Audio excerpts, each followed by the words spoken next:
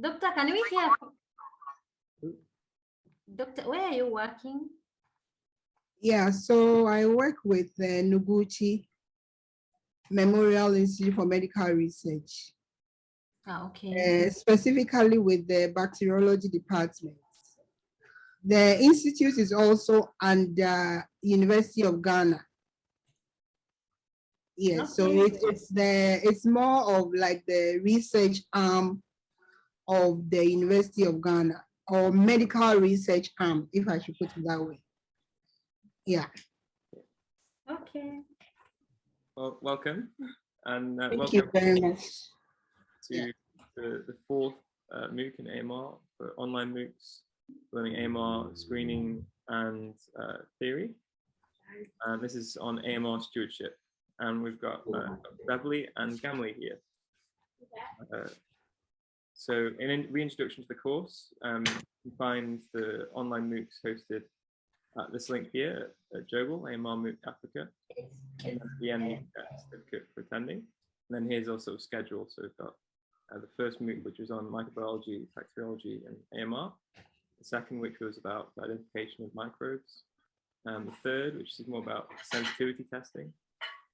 And then the fourth today, which is on AMR stewardship. And then next week, we're going to be talking with Harry on the Microbis app, which he made independently. And then later, after all this, we're going to have practical sessions live with Linda and Harry as well in Ghana and Canada. Yeah, this is the team. We've had Courage so far, Linda, Gamli, Joy, Harry, who's going to be talking next week, myself, John Moat, and today we've got Beverly. So welcome and thanks everyone for coming.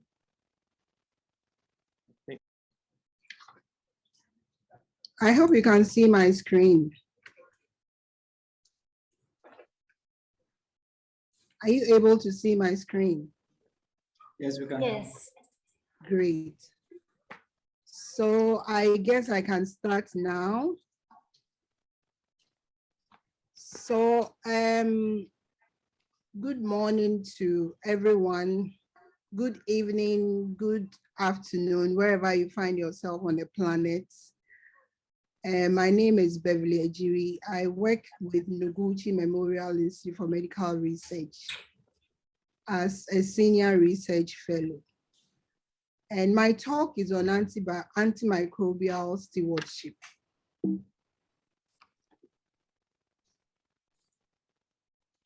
So we will briefly touch on antimicrobial resistance and its impact. I know you might have heard some of these in the previous presentations, but to put things in context, we'll briefly touch on that and its impact.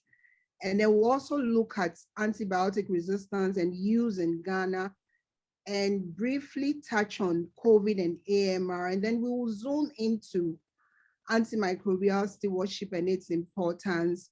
We'll also look at some basic elements of antimicrobial stewardship programs, and then discuss some challenges and then look at the way forward.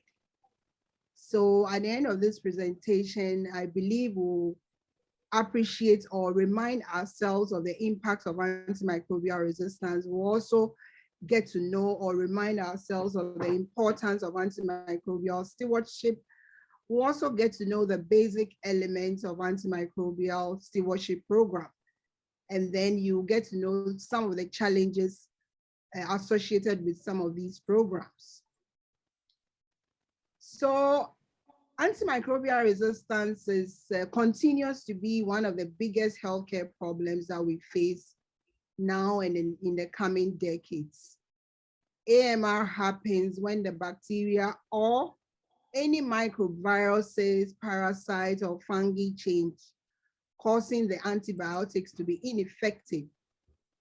The World Health Organization has indicated that about 10 million people will die by 2050, with huge economic costs if nothing is done about this menace. And some of the actions that we can do to mitigate the effect of this silent pandemic is infection prevention control, antibiotic stewardship, capacity building like we are doing now, and then of course, surveillance. Now, among the people who will be dying, based on the reports, majority of them will be coming from Africa. And as we are all aware, antibiotics are the heroes to modern medicine. We have used them in the treatment of UTIs, wound infections, bloodstream infections, and also for prevention of infections in surgeries and transplantations. And also we use antibiotics to make treatment of cancer safer. Now, resistance of microbes to these heroes have led to treatment failures, risky and unsafe surgical procedures and chemotherapy.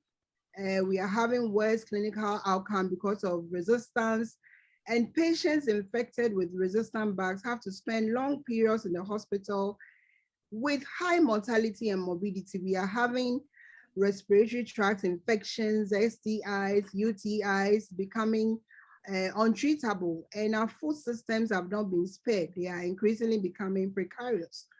Unfortunately, the problem is also compounded by lack of new antimicrobial agents in the pipeline. We are also aware that the massive use of antimicrobial agents have led to the occurrence and spread of resistant bacteria. Now, the World Health Organization has reported a global spread of carbapenem resistant clebnemo. Carbapenem is the last treatment option when it comes to severe bacterial infections. There's been reports of fluoroquinolone resistant E. coli and also methicillin resistant Staph aureus.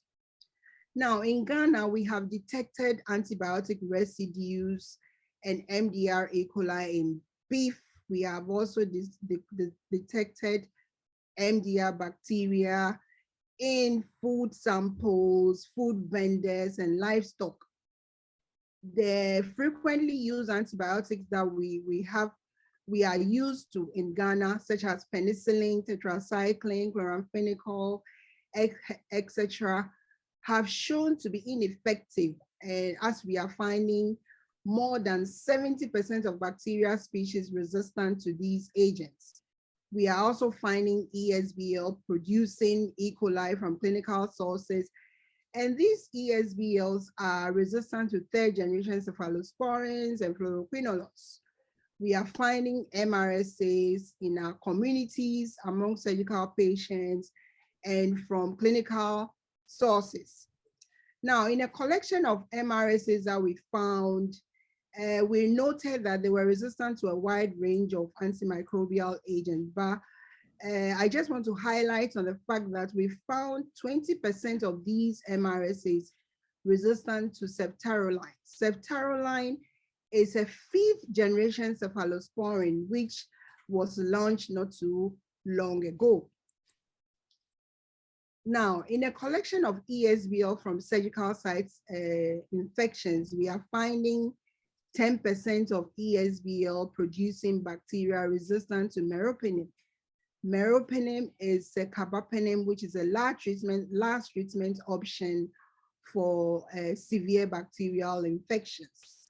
Now, I just want to show you some of these bags to let you know that we see these things, they are real. We see them often in our labs and all that. In your screen, you can find Acinetobacter baumannii resistant to 8 antimicrobial agents. This is Klebsiella pneumoniae, which is ESBL positive, resistant to 11 antibiotics. And this is MRSA that is resistant to 7 antibiotics. And this is Pseudomonas aeruginosa, resistant to everything that we tested for, including meropenem, which is the last treatment option. So these bags are very common in our labs, and we see them. Just to put things in context, that AMR is real, is not something abstract. Now, in line with antibiotic use, I just want to highlight key findings from a number of studies that have been done in Ghana. One of them was conducted with my colleagues and all that. we have noted that self-medication is very common in Ghana. And with the pandemic, this pandemic, your guess is as good as mine. People are just buying antibiotics from anywhere. They are taking them without prescription, etc. And based on the studies indicated or shared earlier in the earlier slide, we are finding more than 65% of patients as people who receive antibiotics. In other words, more than 65% of patients in hospitals are given antibiotics. And it is important to note that clinicians in primary health care appear to have a poor understanding of attitudes and practices on antibiotic use. Now, this is a very, very important observation in the fact that in most hospitals, antibiotics are empirically prescribed with low use of microbiological cultures because we have very few clinical microbiology laboratories in Ghana that are able to do cultures and antimicrobial susceptibilities.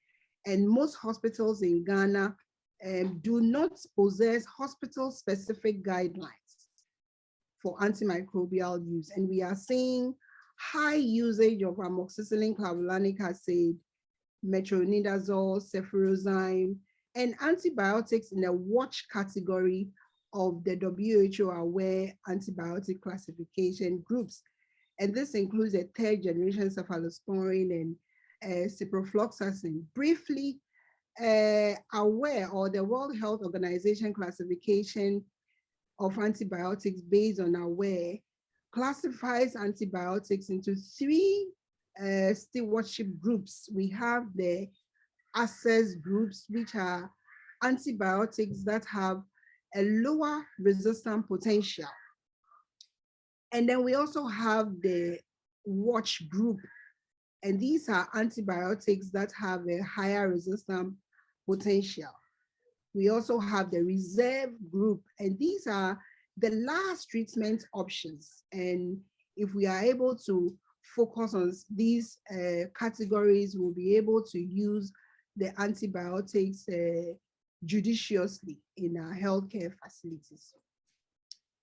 Now, just to briefly touch on COVID and AMR, the good thing about COVID is the fact that there is massive hand hygiene.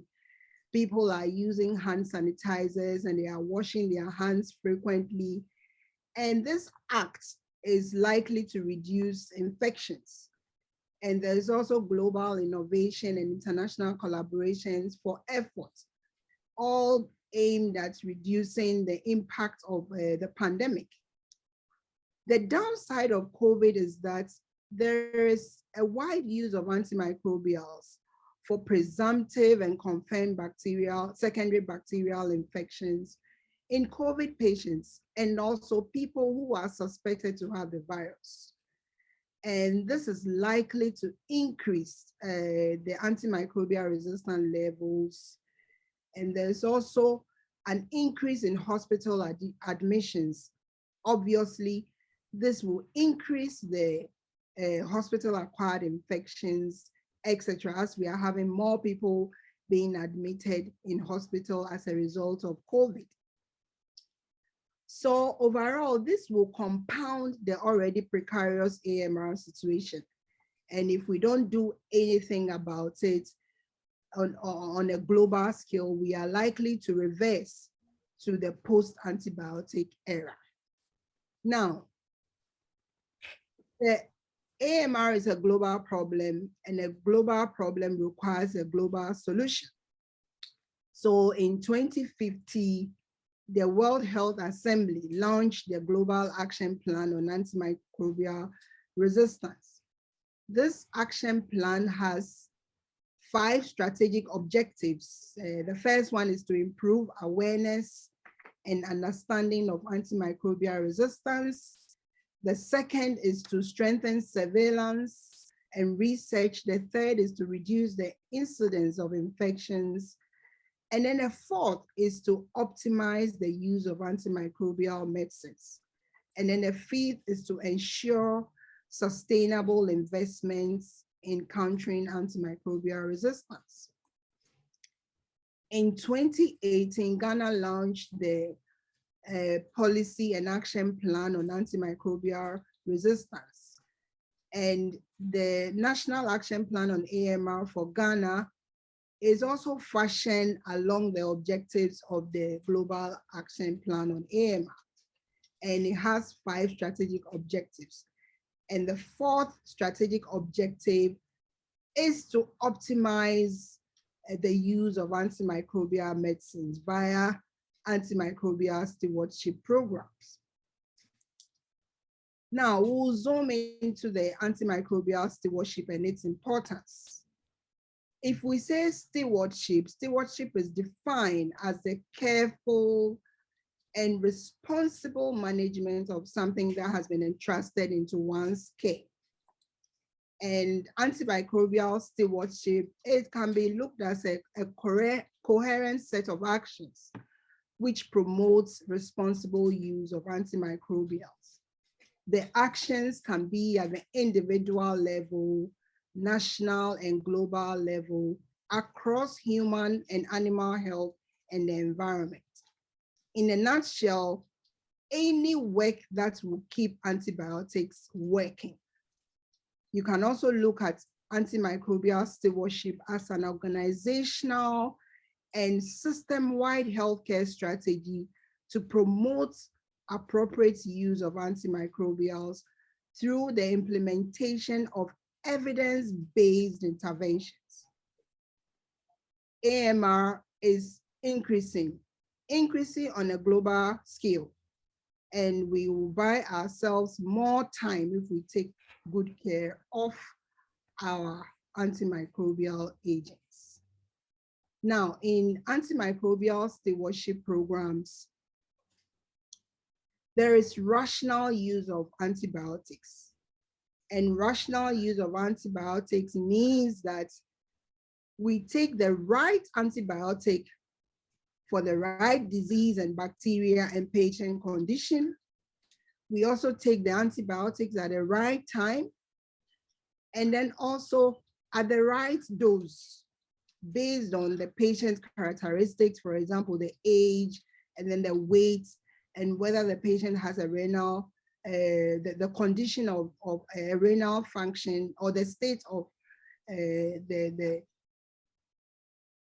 renal function of the person. And it also means taking the antibiotics for the right duration for the disease to be cured. So I must admit that this is a very tall order, but if we are looking at antimicrobial stewardship programs, then we are talking about rational use of antibiotics. And it includes these 4 key areas: right antibiotics being taken at the right time, at the right dose, and for the right duration. Now, CDC reports that 4.1 million Americans are admitted to nursing homes during a year, and up to 70% of these residents receive antibiotics in a year. And up to 75% of antibiotics that are prescribed to these residents are done incorrectly. Incorrectly here means prescribing the wrong drug at a wrong dose for the wrong duration or reason. Now, if antibiotics are prescribed incorrectly, it leads to poor patient outcomes, i.e. adverse drug reactions, organ toxicity, superinfections, and of course, antibiotic resistance. It's also associated with high cost to the patients, in line with high cost of drugs, management of complications in the patients, and it also prolongs hospital stay.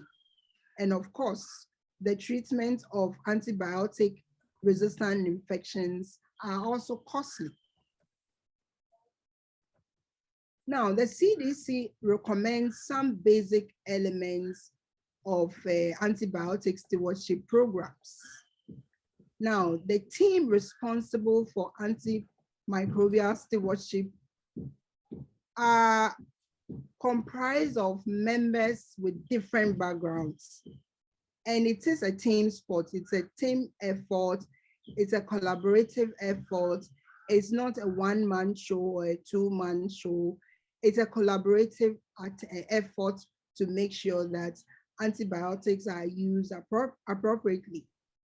And this team should comprise of a physician, clinical pharmacist, clinical microbiologist, information systems specialist, infection preventionist, or hospital epidemiologist, quality assurance and patient safety manager, and then a hospital leadership.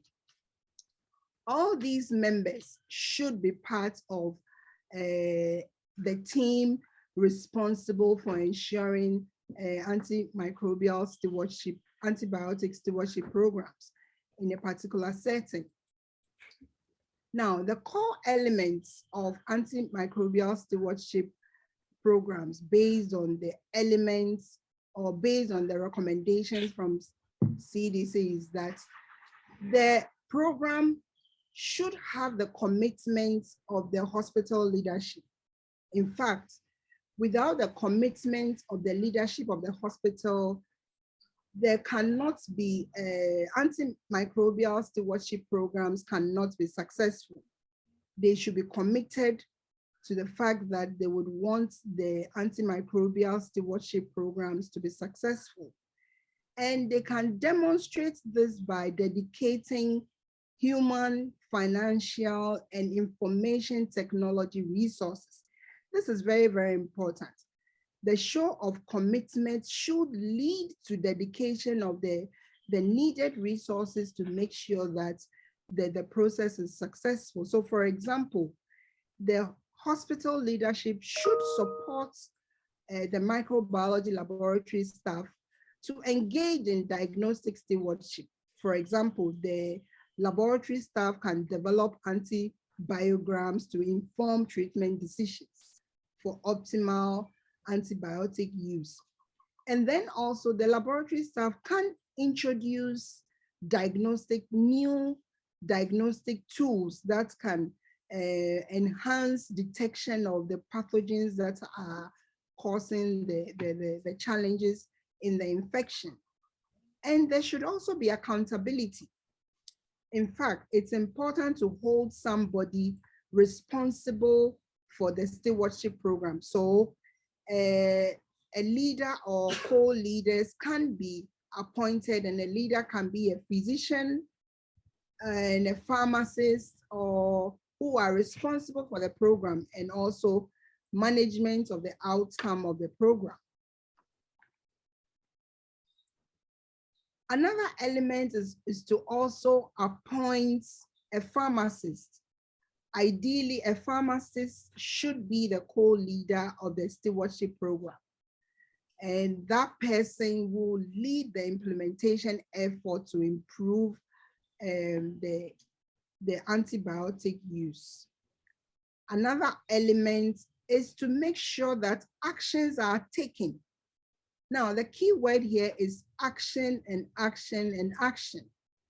Actions taken to implement the interventions that are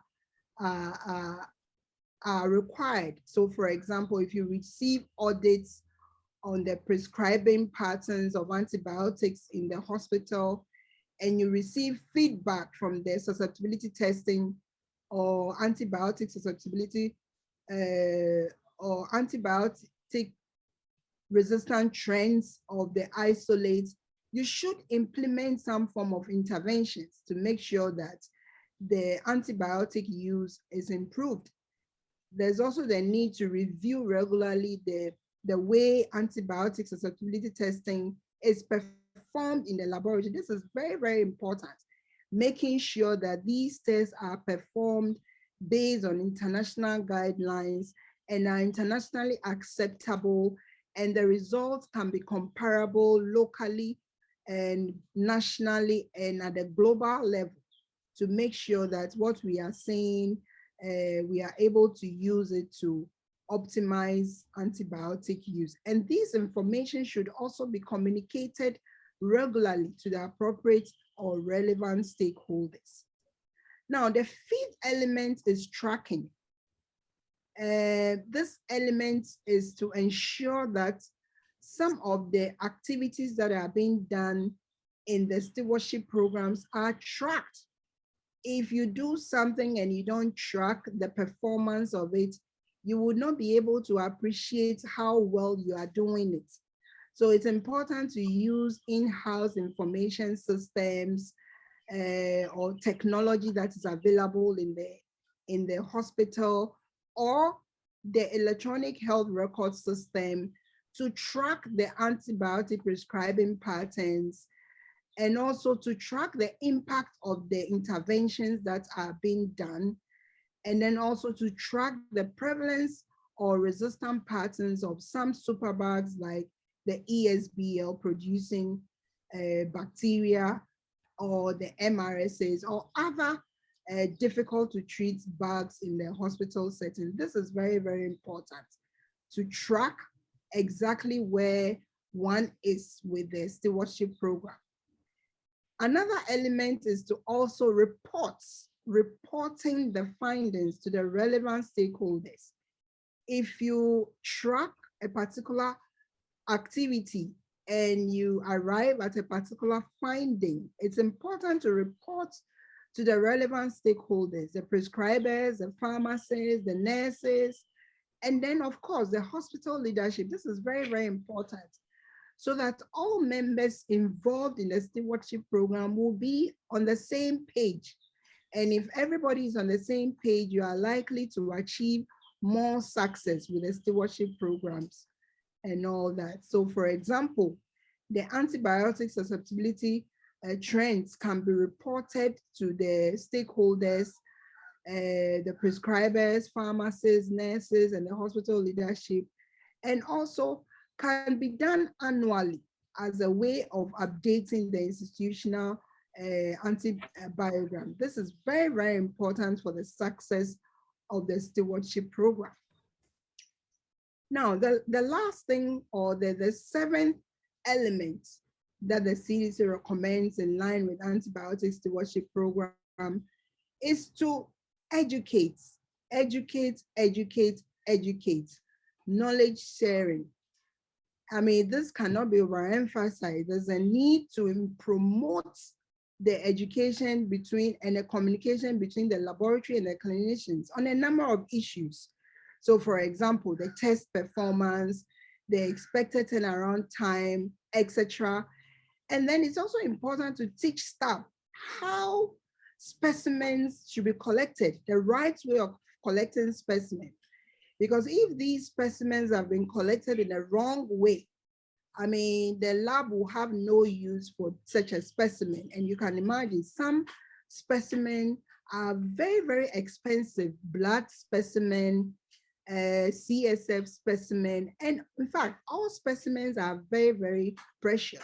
So it's important for these specimens to be collected in the right way, so that when it gets to the lab, they should be collected in the right way and transported in the right way for the lab to receive it, and for it to be useful for the labs, and also for the outcome of the testing to be relevant to the patient. It is also important to educate clinicians about what the susceptibility testing means. I mean, there can always be engagement between clinicians and laboratory staff to be able to appreciate the trends, the resistant trends in the lab, or the findings in the lab. This is so important. Another issue that can be discussed between the clinician and the laboratory staff is issues regarding how to contact the lab, and questions regarding maybe you've done a test and the output requires that the patients will have to take an aminoglycosides. And I mean, aminoglycosides sometimes have a negative impact on people who already have a are not having a good renal function.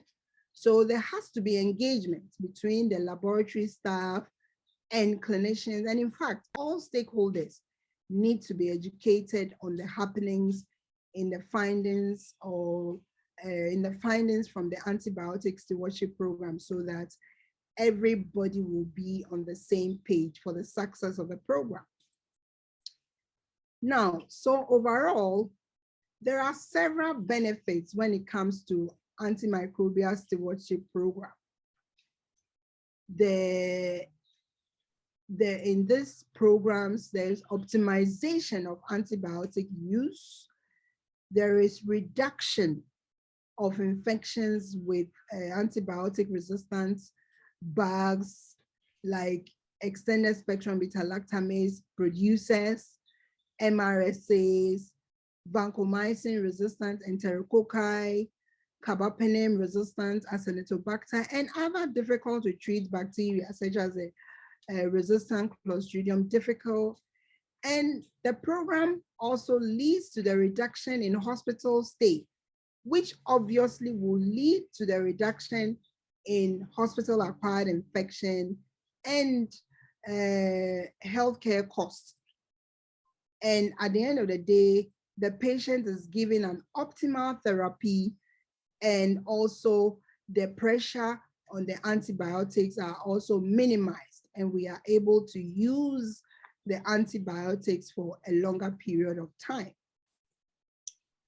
Now, there are some challenges in setting up antibiotic stewardship program. I mean, there are numerous, and it ranges from time constraints, the fact that the people, the relevant stakeholders are not having the time, or they are not making the time to make sure that they implement some of these stewardship programs.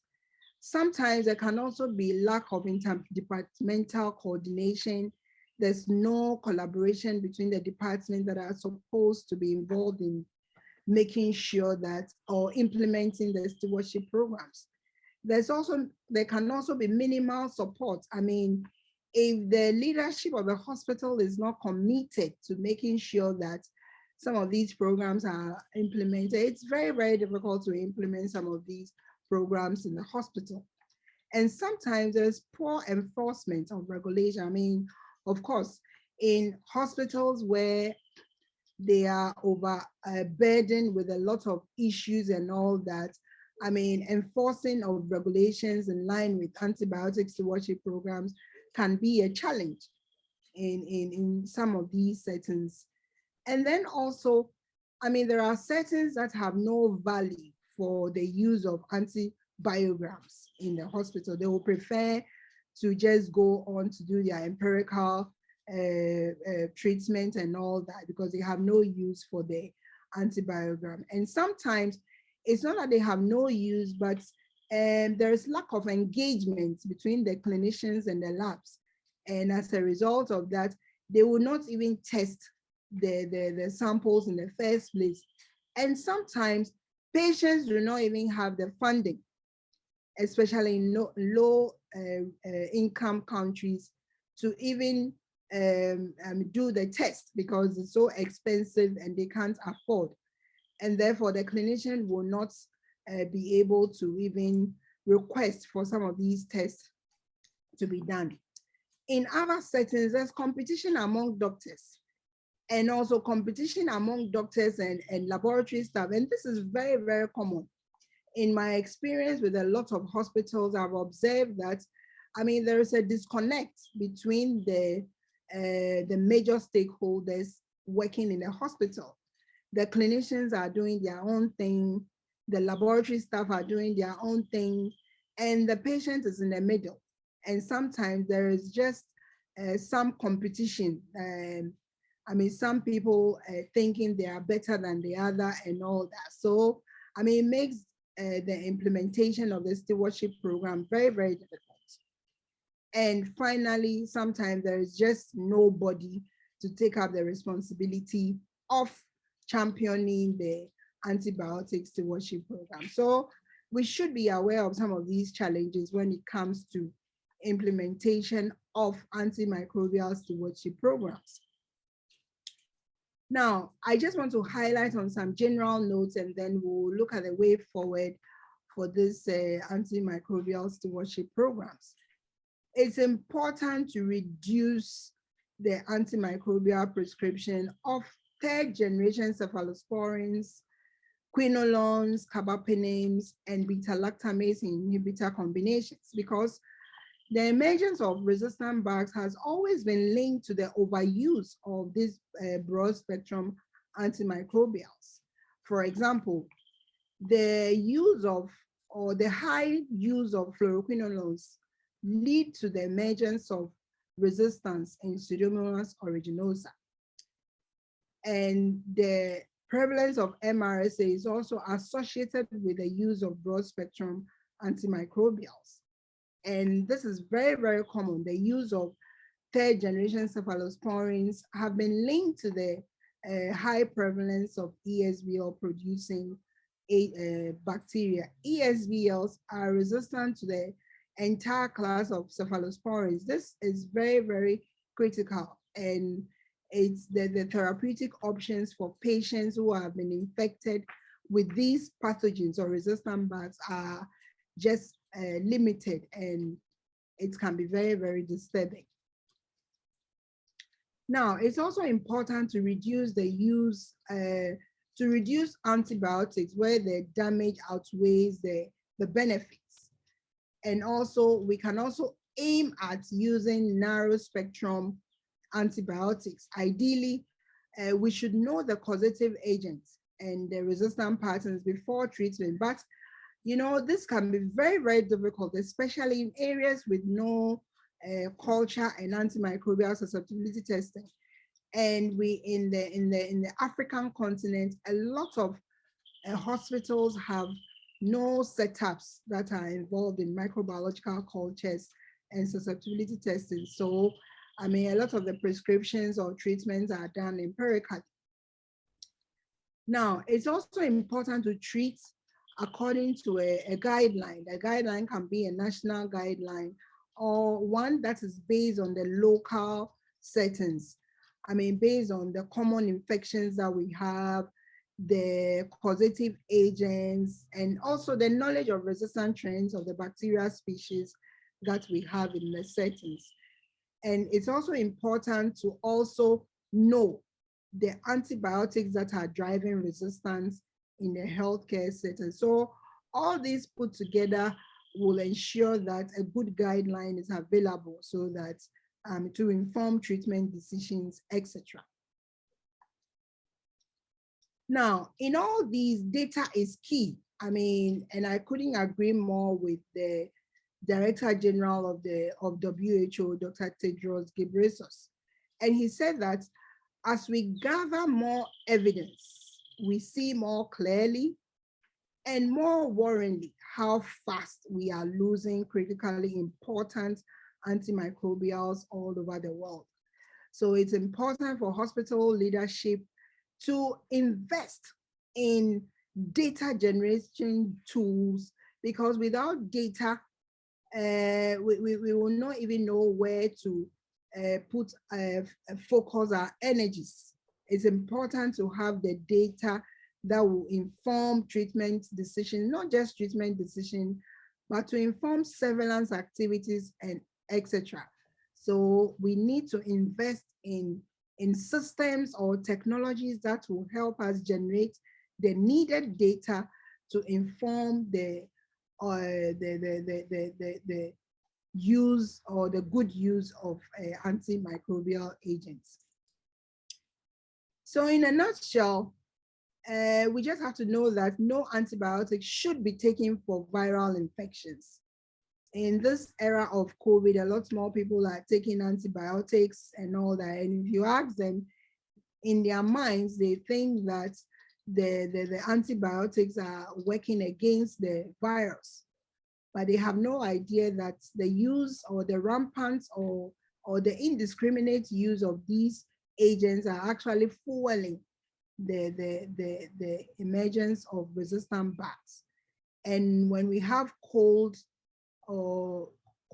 it's important that we stay away from taking antibiotics, and we should not be stressing our clinicians to give us antibiotics when we don't need them.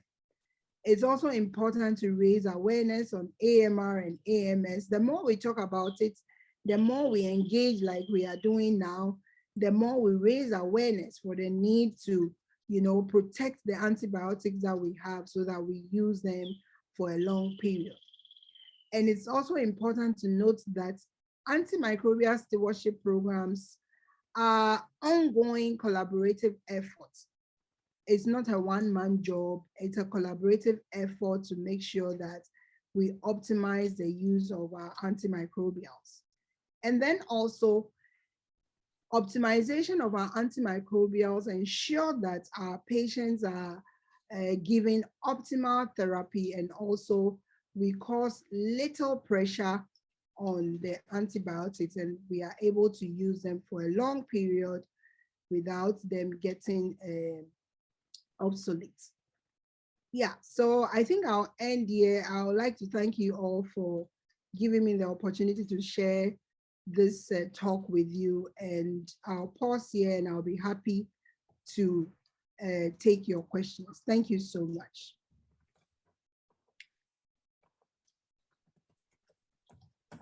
Thanks a lot. That was a brilliant talk.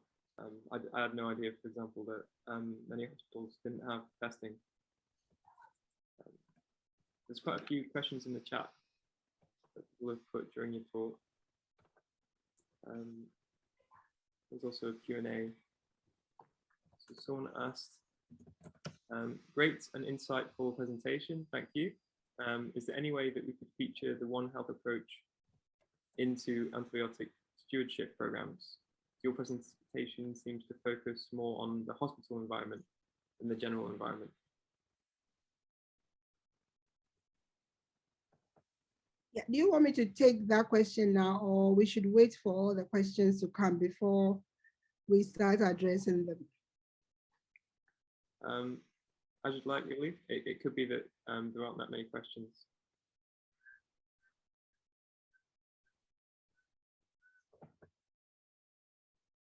Yeah, so maybe I can answer that now. Yeah, so I mean, antibiotic stewardship program is not just a program for the human health sector, because in approaching, in trying to mitigate the impact of AMR, we approach things under the One Health umbrella. So just as we are putting in systems to make sure that we protect our antibiotics in our hospital settings, there is a need to put in systems to make sure that we use our antibiotics for a longer period or optimally in the animal health sector. So it's two ways. Yes, I agree that I focus more on the human health sector, but the situation, the approach cuts across, and the members in the various, in the teams, in the animal health sector, and then in the human health sector, maybe have diverse backgrounds, but of course with one focus, one agenda to make sure that we optimize the use of our antimicrobial agents. So it has to be two sides so that we approach this under the One Health concept. Yeah. There were a couple other questions. One of them I was asking in concert with what someone else had said. You mentioned about nursing homes in America and how 70% of the residents get antibiotics. And I was wondering, what are they being treated for normally? And is there a sort of a diagnostic program within those homes, or is it just sort of general use antibiotics? Yeah, so my guess is that, in these nursing homes, you have older people, and of course, the older you are, you become susceptible to a number of infections. So if you are there and you have a particular infection, you will have to be treated. So they will be giving a number of antibiotics to make sure that some of these infections do not get to a point where it will become fatal, in my view. So, I mean, just as in any hospital where the prescription of antibiotics is high, I assume that in this setup, the nursing home, I mean, the clinicians will ensure that the aged are not are treated in a way to prevent fatal outcomes, and that may lead to the high use of antimicrobial agents, in my view. Yeah.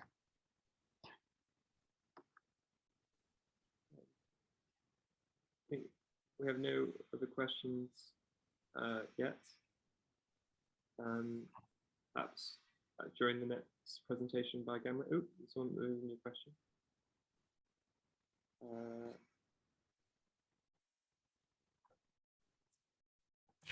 From Ibrahim. I didn't know such stewardship programs exist. If one wants to get involved in this stewardship, is there a way to connect? So someone wants to, I think, be a part of these stewardship programs. Is there a way that you can join? Yeah, so I think it's basically, if you would like to, you can actually start a stewardship program in your setup where you organize a number of people together, people with the diverse backgrounds. But it's important for the hospital leadership to be aware of such a setup so that they will be committed to support the stewardship program. So as an individual, I believe you can start the program, but you should engage the hospital leadership, engage them to know the benefits, the overall benefits of this stewardship program to the setup. And I believe when you engage them, not just engaging them with evidence. If you're a laboratory staff and you would like to start a stewardship program, you need to present maybe the antimicrobial susceptibility trends with your clinician, to your clinicians, and then the hospital leadership, and then also the nurses in your facility, for them to know what exactly is happening in the lab, what you are finding in the lab. And I believe with evidence, the hospital leadership will be more convinced to support such a program, because there's a need to dedicate financial resources, because people will be using their time and efforts and they need to be supported.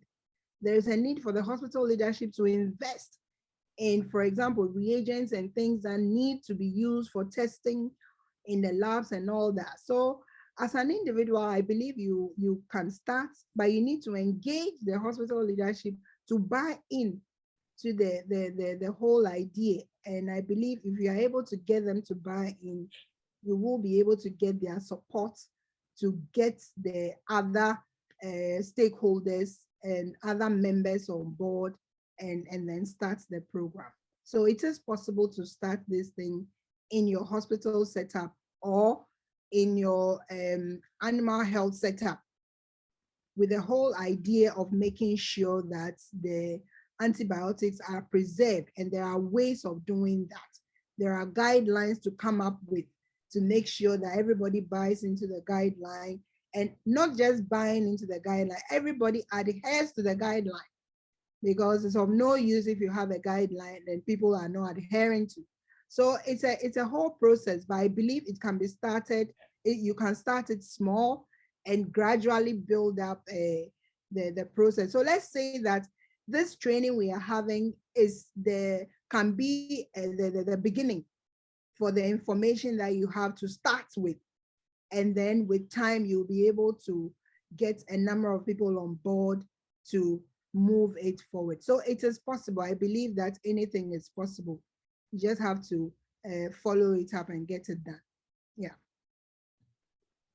Slightly related to that, after this MOOC, we're doing a sort of a grant funding round where we invite people who have been part of this module, and also anyone they may know, and the local community, to apply for a small micro grant. I think it's only 1,000 euros, so you can't do much, but maybe some preliminary work that could convince supervisors or the community that you have an AMR problem.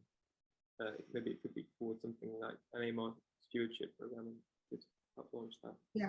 Yeah, and I think this is a very, very good point, because I mean, most of these programs require some sort of funding. I mean, it doesn't mean without funding you can't start, but it is energy consuming, and it will require resources and all that. So I think it's a very good thing that, I mean, people can apply for some small grant to start up to champion the antibiotic stewardship program. So I think it's a very good step in the right direction. Yeah.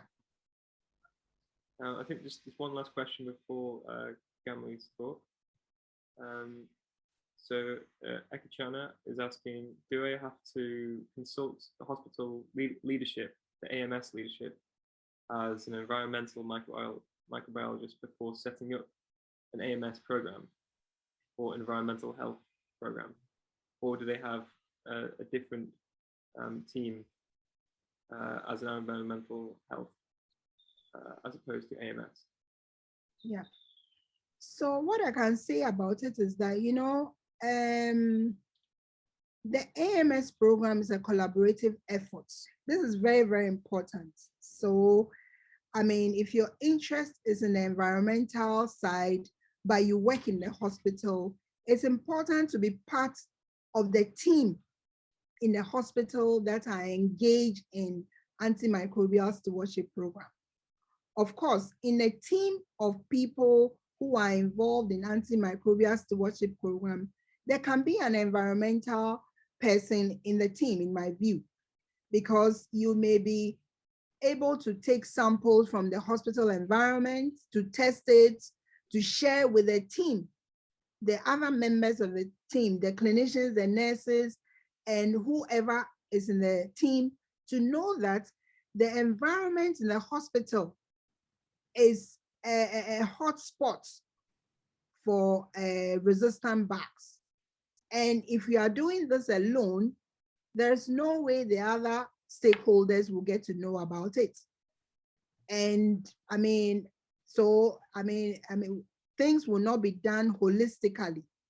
And as we've already said, I mean, the AMR problem is addressed under the One Health concept, so that we can have a holistic way of addressing the problem.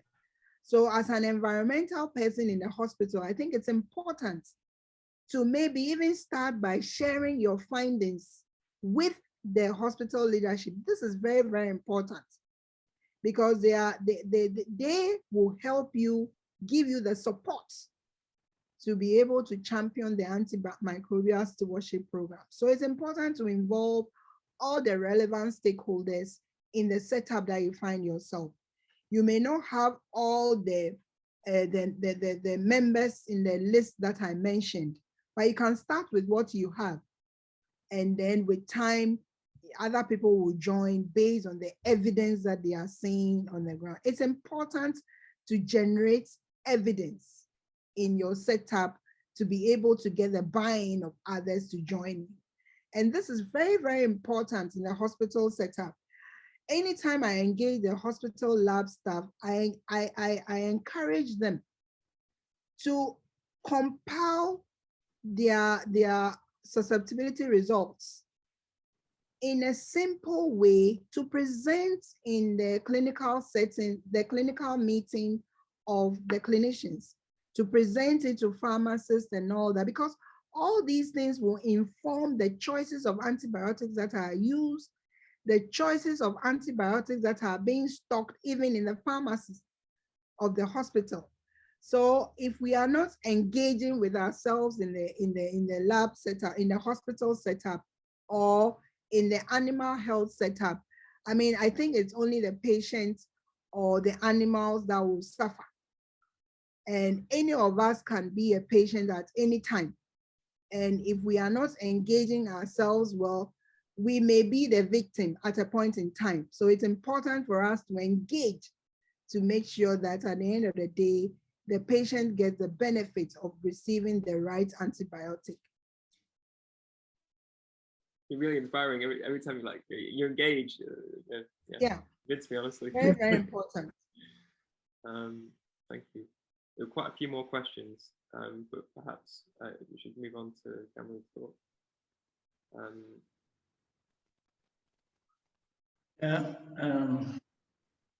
Well, it's great to be here to share on, antimicrobial stewardship, some aspect of it. And from what I'm seeing from the other questions that are coming up before I go ahead to make my presentation, I think that it's always important to, make critical analysis in certain context. So, for example, there have been questions around One Health. If you are talking of stewardship programs in a hospital, how does that impact on, say, the environment or animal health, right? The hospital is part of the community or the society. So whatever happens in the hospital has some impact on the community. For example, the hospital disposes of its waste somewhere in the community. That also has certain implications for AMR. So I think that in that context, the people in the hospital and the community that are coming up with stewardship programs would look at all the interactions that exist and then be able to come up with ideas in terms of changing certain habits and practices that would ensure, antimicrobial stewardship. So I think it's all in context. And I'll go ahead to make my presentation. I'll be talking a lot about context. So I think that is a good segue. And thankfully, my presentation will also address some questions that people are asking in terms of how do you deal with patients, or how do you deal with people in the community who have certain questions around antimicrobial use. I've been fortunate. My background has allowed me to kind of propose this. I've never done social and behavior change communication within the context of antibiotics, but I studied biochemistry in school. I learned about antibiotics, did a research project on it, and also studied environment and health. And I've had the opportunity to implement social and behavior change communication programs in the broader public health context rather than AMR. So what I'm trying to do here is to apply some things I've learned and some things I've read to the context of AMR. So this is like the beginning of a conversation, and of course you can all build on it for your own purposes when you are thinking of what can you do change public behavior. So in this presentation, I'll be talking about public engagement generally in terms of antimicrobial resistance, and I'll be sharing some analytical tools, for example, the socio-ecological model and how that applies to the antimicrobial resistance. And then, because we are talking about behavior change, we'll look at the behavior change framework and then go into the subject of social and behavior change communication. What is it? How can you go about creating an SBCC campaign? Got an example, and then summarize and then see whether there are any questions that would like to discuss further. So, I mean, the thing is that we already know that antimicrobial resistance comes about as a result of what? Misuse of antibiotics, whether the misuse is emanating from poor prescription or patients not completing their antibiotic courses, or the fact that antibiotics are being misused in agriculture. For example, we know that some farmers give antibiotics to their animals, and sometimes they give antibiotics to their animals just to kind of protect them against some bacteria and stuff like that. Some even put antibiotics into their feed, and oftentimes this can be the cause of AMR, because then the microbes that are in the gut of the animals develop resistance to the bacteria over time, and it takes on a genetic character and then spreads from animal to animal, and then of course that can come back to affect human health. We also have issues in some cases of improper disposal of antibiotics, And of course, there has been research to show that resistant organisms find their way into the soil, into water bodies, and then people get exposed to them, and this can also lead to the spread of antimicrobial resistance.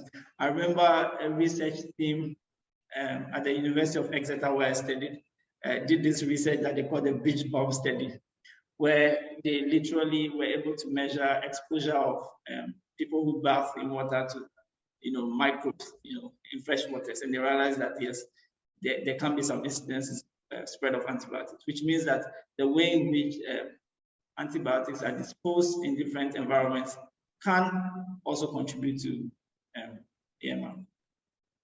And so the thing is that not enough people know about AMR, or the fact that, for example, they are supposed to complete the antibiotic courses. So that's one of the reasons why we have problems with AMR, because people are not aware, and therefore they can't, for example, make the right decisions. It's also possible that people may know the facts, but then they are unable to change, and they are unable to change due to extenuating circumstances. So we'll be looking at how is it possible for someone to know the right thing and not be able to do it. So basically, the point I want to establish here is that through social and behavior change communication, we can be able to improve public understanding of AMR and be able to introduce interventions at individual, institutional, and maybe at the community level to bring about change. Okay, and to do this, we shouldn't use an approach that it sounds good at the time, or it sounds right at the time. Therefore, let's use this approach to deal with AMR. We should use a process which is systematic and which is evidence-based. So in public health, there's so much work that's been done around what they call the social ecological model. And basically, the social ecological model just accepts that when it comes to behavior, it's performed by an individual, but for an individual to be able to perform a certain behavior, they are influenced by their surroundings. So, for example, we are all influenced by our families, our friends, our social networks, etc. Right? The values of those communities or groups that we find ourselves in influence our ability to be able to carry out a certain behavior. At the same time, when we interact with institutions, so say hospitals or schools, the setup within those institutions also creates the opportunity for us to be able to perform a certain behavior or not. So, for example, if I'm sick and I go to the hospital and they don't have to test me to be able to establish whether I have a certain microbe in my body before giving me an antibiotic, I'll end up misusing antibiotics through no fault of mine. Whereas on the other hand, if I was given antibiotics because I actually need to take those antibiotics over a certain course of time. For example, Dr. Beverly talked about dosage, she talked about length of time, and I did not obey those principles simply because maybe I don't feel like taking it and I'm unaware of the consequences of that behavior. Then, of course, that will lead to antimicrobial resistance. So it operates at different levels, all the way to the community level, where the culture of the whole community can also contribute to this. I remember when I was in university, I learned about, we're doing a course in medical sociology, and then I learned about the fact that some people put antibiotics in palm wine in some communities to drink. So such a practice can also contribute to an AMR, something which is cultural in a certain community somewhere, I don't know, can contribute to AMR. At the same time, certain community practices can also reduce AMR positively, because maybe in that community they observe hygiene protocols and all of these things.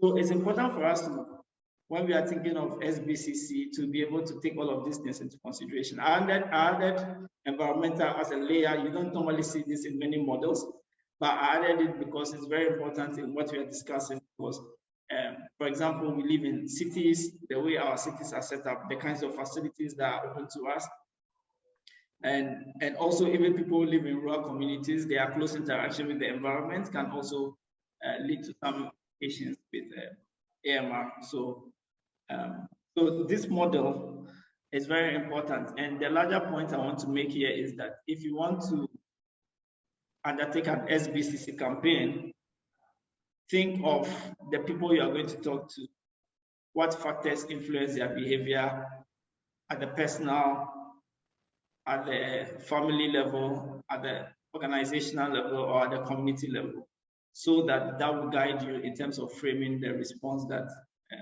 you will take. So I'm just going to really just touch very briefly on this in the interest of time. But this diagram that we have here, so I think that somebody was asking about One Health. Again, just shows the relationship between, again, human beings, animals, the larger environment. So ecosystem of interaction within a certain community. The diagram also emphasizes the different social systems. So we have the ecological system on one hand, and then we have the social system on the other hand. It's just, you can think of it as the model that I showed in the previous slide, blown up, bigger, for you to see all the interactions that are happening between the different entities. The main point to pick here is that action from the social system, so for example, using the study of antimicrobials, affect what? The ecosystem. And also, when we look at the ecosystem, we also have what? Products and services from the ecosystem, for example, food, medicines, etc., which then feeds back into the social system. So there's this interaction going on. And again, if you are trying to do an SBCC campaign, it's important to make these considerations depending on who your stakeholders are. So there are other models. For example, the social ecological system, interaction between social systems and ecological systems here is an example of what we can call a complex adaptive system. And these complex adaptive systems, they are usually models that are built to represent interaction of different elements, whether in a biological ecosystem or in a social ecological system, so that you can be able to understand what is happening. So you can actually apply this thinking to different problem sets or different things to see the interactions that are going on. All right. So I will go now to behavior change framework. So before, when I was talking earlier, I talked about the fact that knowledge is a very important part of behavior change, but at the same time, you get influenced by so many other factors. So knowledge alone may not be the key to behavior change. So there are three things that come together to affect somebody's ability to be able to take decisions, to be able to perform a certain behavior according to the behavior change wheel. And this is capability, opportunity, and motivation. So capability is broken down into two main elements. One is your physical capability as well as your psychological capability. So the physical capability is, are you able to do it? Do you have knowledge to be able to do it? Psychological means that, are you in a frame of mind to be able to perform that activity or not? Now, opportunity is also another important element. The opportunity is that, for example, we have the physical as well as the social side of it. The physical side of it is, do you have the resources to be able to perform that behavior? For example, if you are trying to encourage hand washing in a hospital or the use of sanitizer in a hospital setting, they have sanitizers available.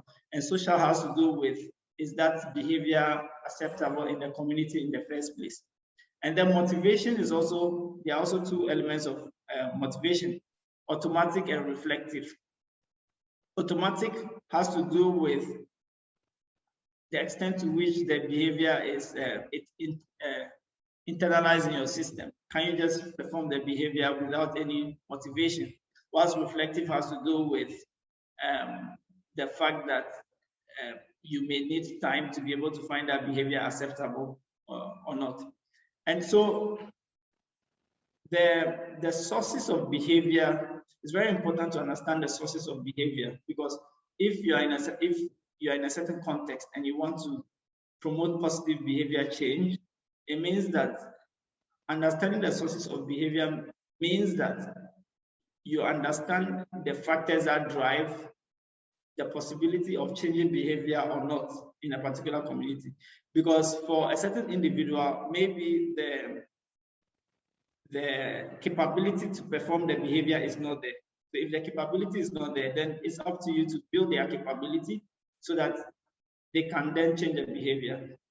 For somebody, maybe they have the opportunity to change their behavior. And if the opportunity to change their behavior is there, but then the motivation is not there, then you encourage them to be able to change their behavior because they have the opportunity already, right? And so on top of the sources of behavior, they have what they call the intervention functions. It's just a classification of what actions can you take as somebody trying to do a behavior change program to cause the behavior change. And for you to be able to do that, the intervention function should map the source of behavior. So, for example, let's say that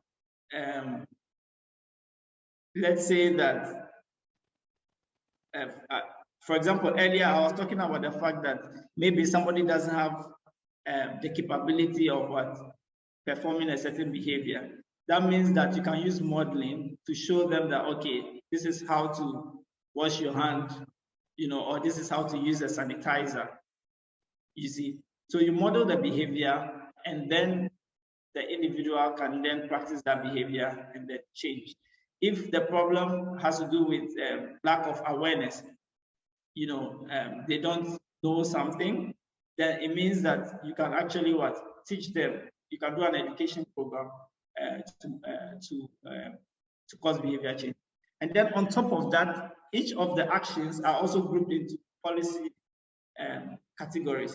I'm not going to go too much into the policy categories simply because most of the time is at the societal or at the strategic level. So we are going more into the arena of politics. It is very important. I'm not saying that it's not important, but just for the context of our discussion today, we can leave it out. But to be able to also influence in terms of policy, then advocacy becomes a very powerful tool to use in most cases. The other thing I want us to also understand is what we call in terms of behavior change. Behavior change does not just happen overnight. We have what we call the stages of behavior change. So this is also another model to use. Why is this important? It's important because if you are trying to do an SBCC campaign to engage people on behavior change, you need to understand where they are on their journey. Okay, there are different stages, and as indicated on the slides here, we have the contemplation stage, pre-contemplation stage. In that stage, the person is not aware that there's a problem, or they don't even have the knowledge to change their behavior. Then there's the awareness stage of the contemplation stage. The person is aware, but the person is not yet ready to perform the behavior. There's a preparation stage, which means that the person intends to perform the behavior, but they haven't done it yet. Then there's the action stage where you actually perform the behavior. And then there's the maintenance stage where the person continues to perform the behavior after they have changed. And then also the person usually also becomes an advocate for behavior change. So when I'm talking about behavior change in the context of AMR, I'm talking of the possibility of encouraging positive actions. For example, like I said, regular hand washing in the hospital context. I'm talking about encouraging patients to finish their antibiotic courses. I'm talking about educating farmers to reduce the extent to which they give antibiotics to, for example, their All right, SBCC, or Social and Behavior Change Communication. I'm sure many of you have heard about it. I'm just going to explain what it is and give some tips how to go about it. It's a strategic use of communication to inspire positive behavior change. And the reason why it's important is individuals are influenced by what? Their knowledge, their attitudes, and their beliefs. And this actually then leads to what? Their behavior or the practices that they undertake. So SBCC basically tries to influence these attributes positively so that we can see a positive change in behavior. It's something which is used very widely in public health. For example, promoting the use of insecticide-treated nets in malaria, encouraging the use of contraceptives among sexually active people in the water, sanitation, and hygiene sector. And also recently, we see a lot of use of SBCC when it comes to encouraging people to take what? COVID-19 vaccines. So it's different from advocacy in the sense that most of the time when we are talking of SBCC, we are talking of engaging with individuals, communities, or groups, okay? But advocacy can cover all these elements. It can go from the individual, it can go from community, it can go to the policy level, to government. So advocacy is usually applied across board. In fact, advocacy can also be seen as one of the tools for SBCC. Sometimes you want to undertake a social and behavior change communication campaign, and you realize that maybe what I should do is to focus more on what? Advocacy. So advocacy is one of the tools of SBCC. But at the same time, it is not the same as SBCC. It's something that we need to understand. So I just give you high level some depth into SBCC. I've actually talked about the fact that we need to analyze what it is we want to do to understand it. So that's very important. We need to be able to come out with objectives. What is it that we want to change? For example, one objective would be we want to encourage farmers in our district to reduce the use of what? To reduce the misuse of antibiotics on their farms. Or we want to encourage students or children in a particular community to regularly wash their hands in order to reduce the incidence of disease in the first place before they get they need to use antibiotics. Or another objective would be to engage patients in a particular hospital so that they can complete their antibiotic courses. So normally in SBCC, you want to set what? Clear objectives. Now, it's also important to be able to understand the audience that you are dealing with. I've talked about that already. So who is your audience? So in an SBCC campaign, maybe you are talking to young people, or you are talking to farmers, or you are talking to health workers in the hospital. Then it's also, the next step is to be able to choose a strategic approach. I mentioned one of the strategic approaches, for example, advocacy could be one of the approaches. Another approach you could use, for example, is you can do a public discussion. You can do one-on-one talk. You know, you can make a debate. You can organize a debate, for example. And then the medium of engagement is also important. The medium of engagement is important because it depends on the target audience. If you want to reach students or young people in a certain age, it means that where do you find them? You find them in a school, right?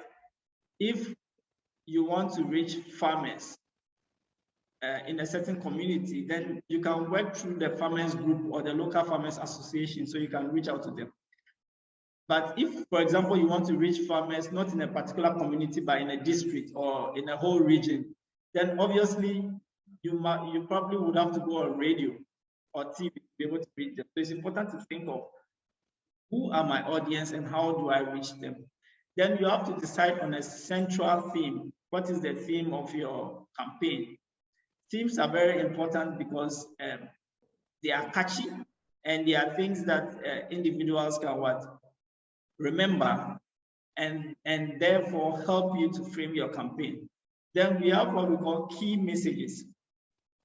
you have to be able to develop key messages for your various audience segments. It's possible that your campaign may only have one particular segment, but sometimes your campaign may also have different segments. So you have to develop different messages for your various segments. So I just put a picture on my slide here, and you can see that these are people of different colors in the community, but you can actually separate them according to their different segments. Are they students? According to their age groups, according to their level of education, according to their interest, etc., etc. Then you create and implement, in developing your key messages, it's important to focus on two things: behaviors that you want to encourage them to continue performing, and behaviors that you want them to change. So, and the key messages must always be what? Very, very simple, okay?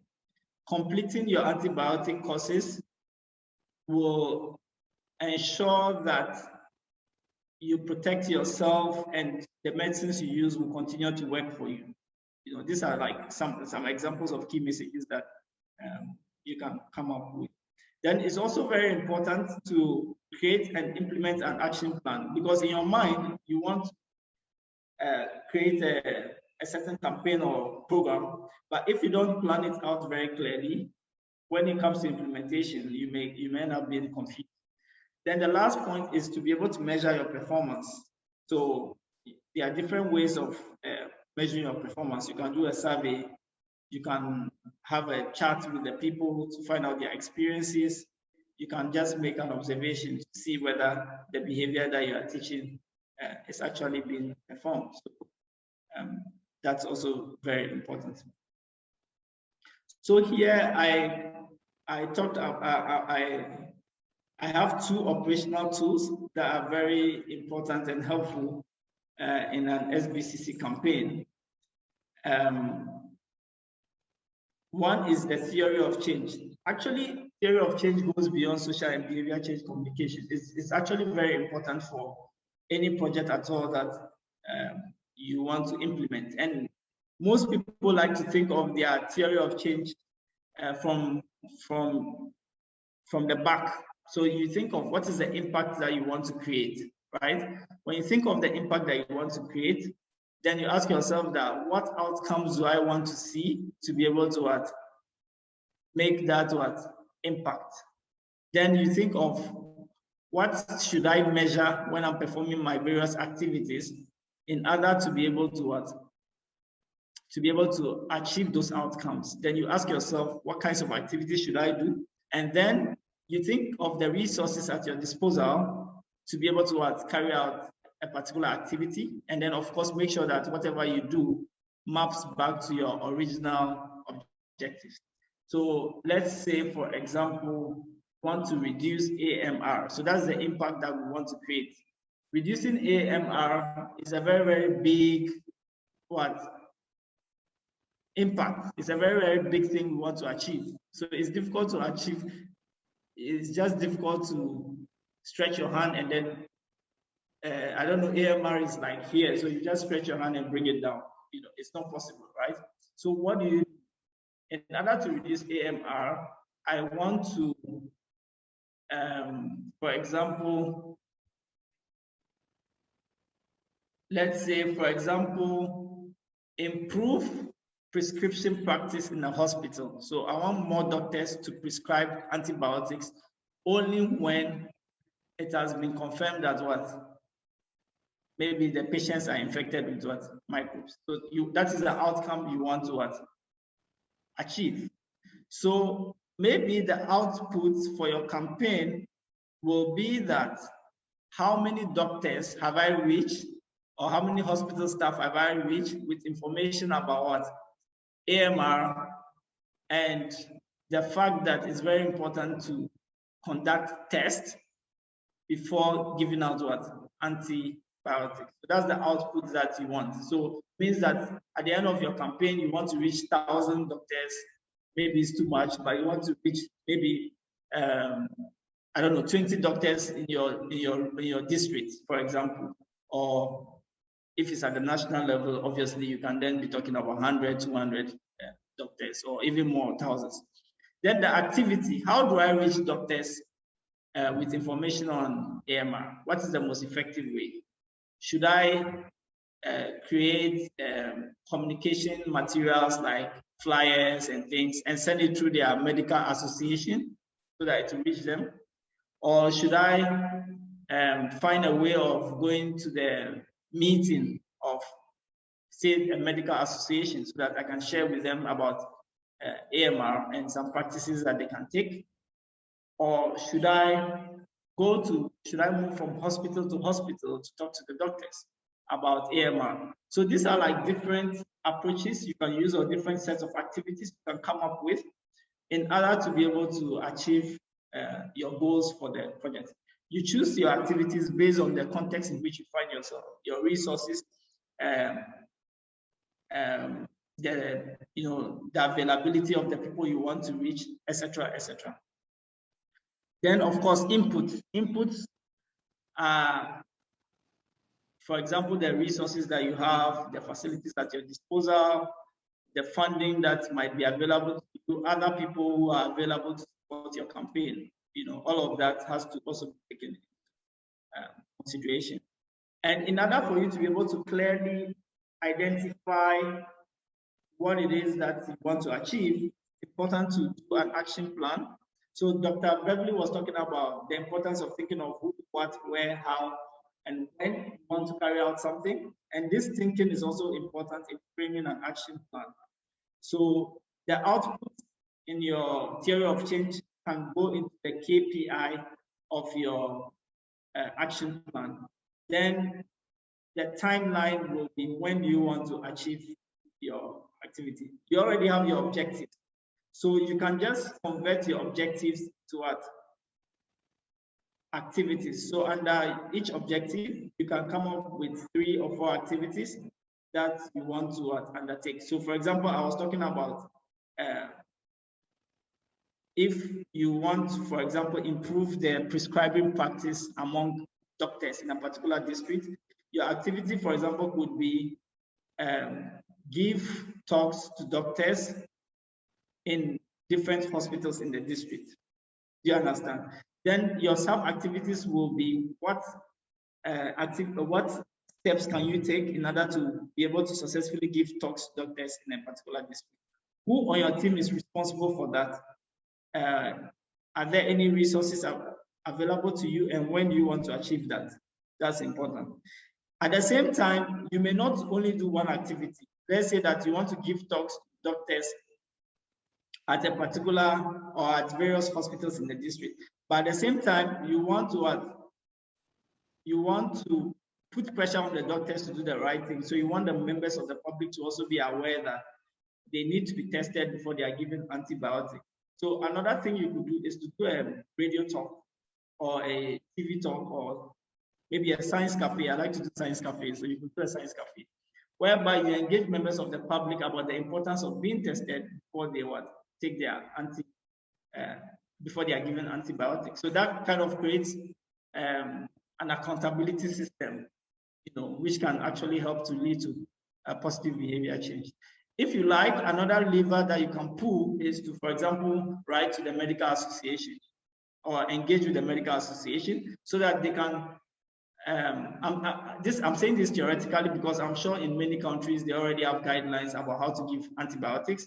But if it so happens that you don't have guidelines in your country or your community, or maybe there are guidelines but the guidelines are not being followed, then you can actually write to them and try to engage them so that they adopt those guidelines and practices, or they put up a monitoring and regulation framework to be able to make sure that those guidelines are followed. So these are like some of the tactics and tools you can actually use to be able to get results in an SBCC. We call it the push and the pull. So I've already talked a lot about audience goals. Let me emphasize here that the language that you use and the format of engagement is very, very important. People do all kinds of things. For example, they will do plays. Just make sure you think of your audience and address them. There is also, in every community, there are also stakeholders. So again, it's important to identify who are the stakeholders in the community and think of how do I engage them. So for example, your team and maybe the people you are collaborating with will be responsible for performing certain activities. But there are people in the community that has to be informed about, there are people on your team who are responsible for making decisions when it comes to the campaign you are doing. There are people that have to be informed about what you are doing, and there are people that you have to consult. You know, if you want to do it this way, and then they said, no, do it this other way, then you have to accept it. For example, leaders of associations or chiefs, these are people that usually you want to consult about what you want to do, for them to agree that, okay, you can do it, or you should make certain changes. So it's very important for the success of your program. So I would just want to show you one example. I'm afraid I probably used quite some time, but I just wanted to show you one example of an SBCC campaign, which also happened to be one of the winners at the Falling Walls Festival, Falling Walls Engage, which is a competition which is usually held during the Falling Walls Festival in Berlin, Germany, and it's focused on science engagement. So this particular one was about working with children to engage them on AMR, and then through the children, they are able to reach their parents with information on AMR. So let's just see an example of a project which is looking at SBCC in AMR.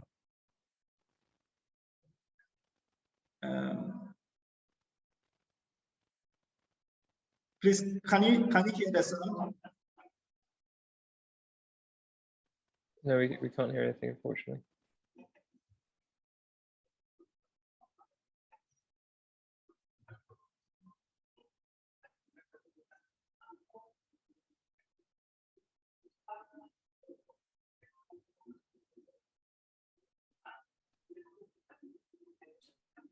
It's okay. Maybe they can watch the video another time. Okay, so I think I'll just play some part of the video. I think I would have to share the sound before it works. And this is not common only in Ghana. So what happens is that when people take the medicines, of course, it doesn't work. They keep getting sick. Some of them end up dying. Certainly, something has to be done. So our goal was to engage children because children are the future leaders. Children can also let their friends, in fact, they can influence their friends. They can also influence even their parents. And Ghana also has a nice policy that indicates that children in schools should be taught how to take medicines. That is not being done. So we wanted to find the evidence so that it could be used to hopefully implement that policy. We did that by engaging children, and then, of course, we also did that by using picture drawing and storytelling. Picture drawing and storytelling are very effective. They are culturally appropriate, but the two have not yet been tested to see whether they could have effect in terms of promoting knowledge, attitudes, beliefs in regards to antimicrobial resistance. So we first did that by having two schools. The two schools are usually for people who are in low-income families, and for one school that had 200 children, we decided to implement the storytelling in that school. Another school had only 175 children. We did that one for picture drawing. So what happened was that we engaged the teachers from both schools, we planned the lessons with them, and then gave them a 2-month lesson on how best they can use stories and pictures to describe antimicrobial resistance. Some of the lessons actually included what we call a book I have written on how to use medicines, and it has information about people antibiotic speaking. Hello, my name is antibiotic. If you take me and you don't finish me, this is what is going to happen. So we use that aspect to help them become more knowledgeable.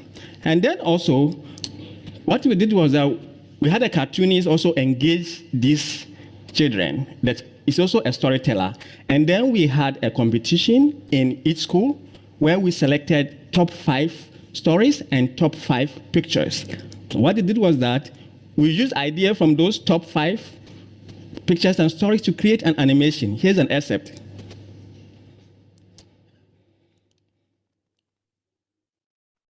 Sorry, it's not. Yeah, it's always a challenge playing videos. We have a video within a video here. Okay, so sorry you couldn't hear the animation, but the animation talks about how it can, how antimicrobial resistance causes some problems. Now, we had improved effect in terms of outcomes for children and also for parents. For the children, the picture drawing was quite effective, more than the storytelling. But we had a big surprise. The big surprise was that parents of children who use storytelling, after we had played the animation to them and had collected data, they actually had better effects than parents of children who used the picture drawing. And in fact, it was because for picture drawing, of course, when children are drawing pictures, they also draw it, and then they have to describe it. So it was very much engaging.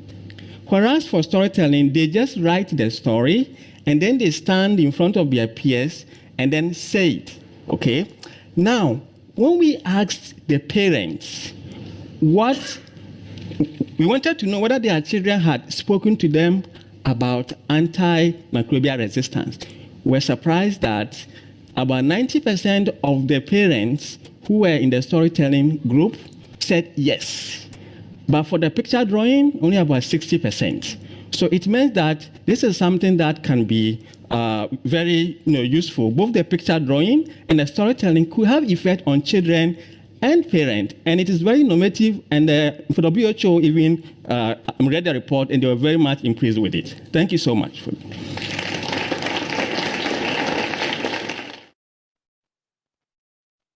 It's a really good idea for a project or a set of projects to do for local communities, engaging schools. We are breaking the wall of. Yeah, I think it's a very interesting approach indeed. And the key lesson for me here, there are 3 key lessons for me here. One is the fact that it's very important when you are doing SBCC, again, to focus on the knowledge, the beliefs, the practices in a particular community, the attitudes. These are the things you want to focus on, and these are the things you want to change. And the fact that for the parents, the storytelling worked better for them, and the children, the picture drawing worked for them. So again, depending on your audience, you want to use a particular approach. So all I want to say here is that AMR, it's a very complex problem, an example of what we can call a wicked problem, which means that we need everybody to come together to address it. And science helps us to be able to understand these dynamics better. There are all kinds of models. In this presentation, we talked about the socio-ecological model, complex adaptive systems, the behavior change wheel, for example. Social and behavior change communication is effective. It works with individuals, groups, and communities. And to be able to do an effective SBCC campaign, it requires not just thorough planning, but also creative thinking. Collaboration is key. Let me emphasize this once again. And it's always important to act in context. So there are so many resources on SBCC out there that you can learn from, but always important to look at the context of the community or the group you're engaging with to be able to come up with your activities. So here are some resources. So when the slides are made available to you, you can link to these resources. SBCC implementation kit. There's a course from Global Health e-learning actually focused on AMR. So it's quite interesting to see, and then you can read more about the behavior change wheel, which I suppose will be relevant in other works or other contexts that you work in.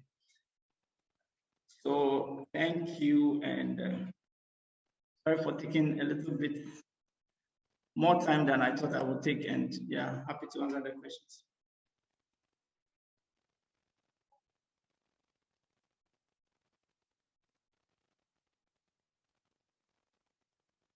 Hello. Please, do you have any questions?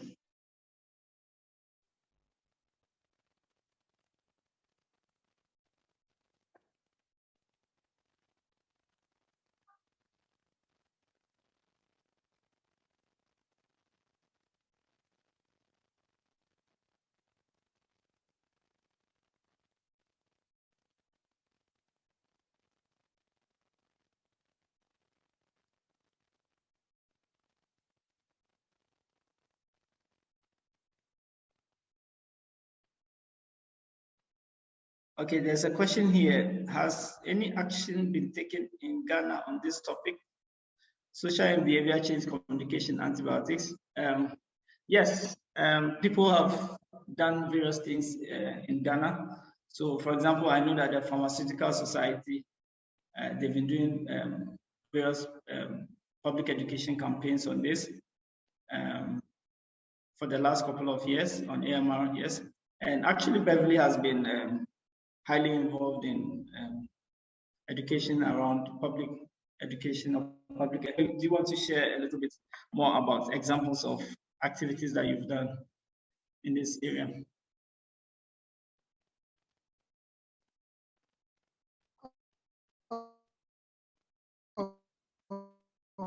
Okay, so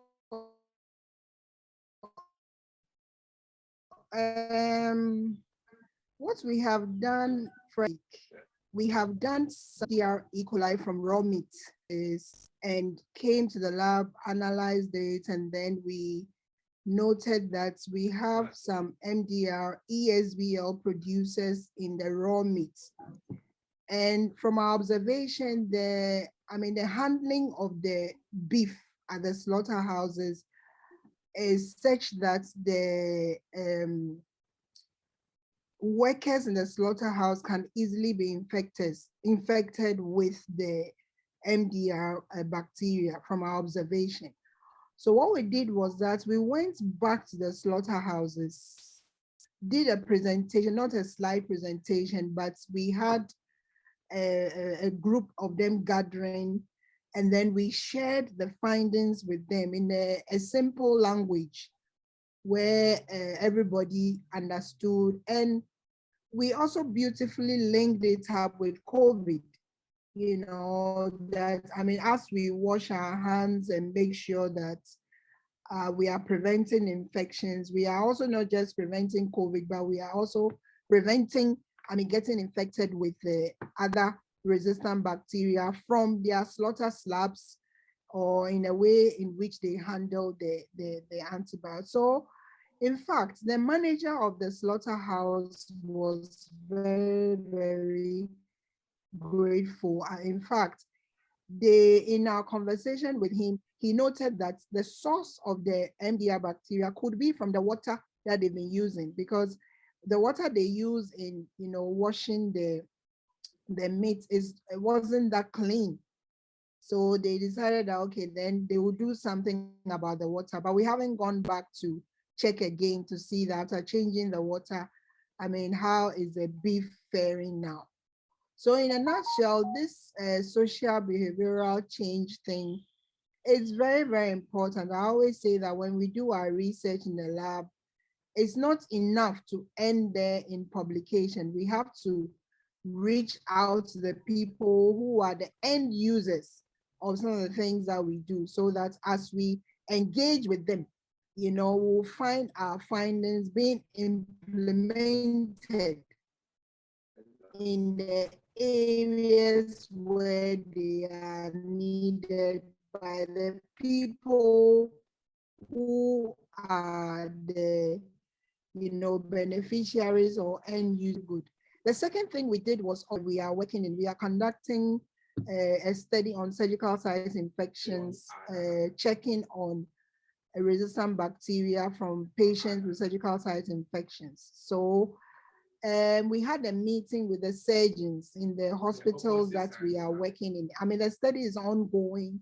So this year we plan to also go back again to engage them and let them know that indeed, we are finding some of these notorious bugs. So they would have to check I mean, some of the ways in which they are prescribing some of the antibiotics that could be fueling the emergence of these resistant bugs. So, in fact, after that presentation last year, I mean, the striking feedback that we got was that indeed this has been an eye opener.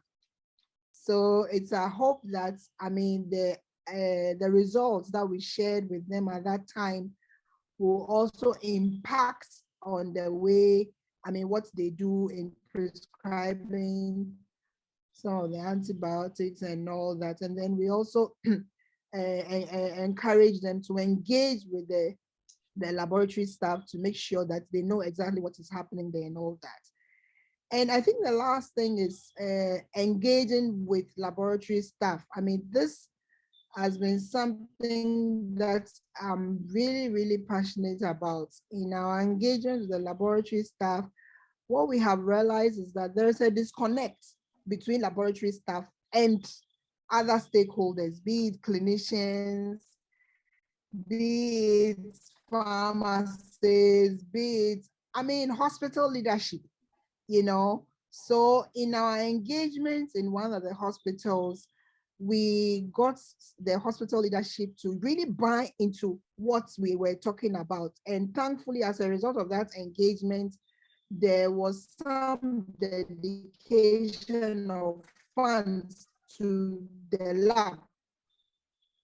So that lab, before we started that, the thing that they should be tested, but after engaging the leadership of the hospital, they've been able to make funds available to the lab, and now the lab can purchase reagents and other things required to, you know, do the routine testing. And I mean, the findings are clear now. Their lab is more set up. So in this case, it wasn't that there was no money to do those things, but there was no engagement, and there was also no evidence, you know. So one thing that we pointed out to them was the laboratory person, the laboratory staff in charge of the lab, to share the findings with the hospital leadership of the hospital.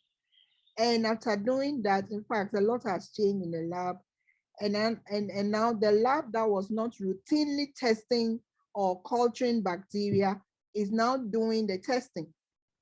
And I'm hoping that it's a hope that they will continue to do that, which I believe they will, because they are realizing the importance of doing some of these cultures and also how it is helping them optimize antibiotic use for patient care. So I think it's a very great way. This social behavioral change, it's impactful, and I think it's a laudable idea. What I want to know is, Gamale, do you have I mean, maybe we can even set up a project to, you know, November is normally set up as World Antibiotic Awareness Week. You know, with this social behavioral change, we can think of something, you know, to do in a place, not make sure that, you know, people get more aware of some of these things. And I believe that will go a long way to impact on the awareness creation, and then ultimately enhance patient care and patient safety, and optimize the use of antimicrobial agents. So it's indeed a laudable idea. Yes, I'll be very interested to discuss it further, to be able to like carry out an action from this workshop and continue. That would be nice. Yeah.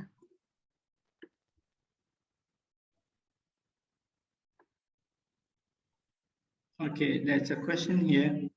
Said, I would want to be part of it. Also, how easy is it getting work done? What are the challenges?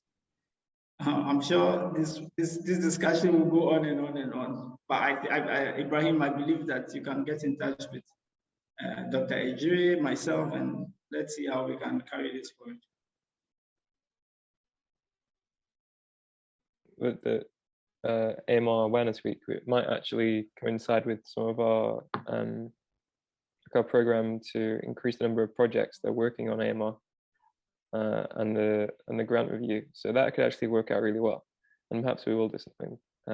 Maybe we should do a seminar, or maybe especially on like African systems, for example, because we're already working in African AMR. That could be very nice. We'll have to talk about that later, but that's a very good idea. Yeah. Thanks. Are there any more questions?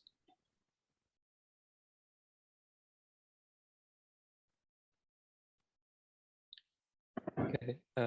If not, then thank you both for an incredible 2 hours of lecturing on AMR and using social change to actually do something. And Beverly has already done quite a lot to combat AMR. So thank you. And I'll stop recording here.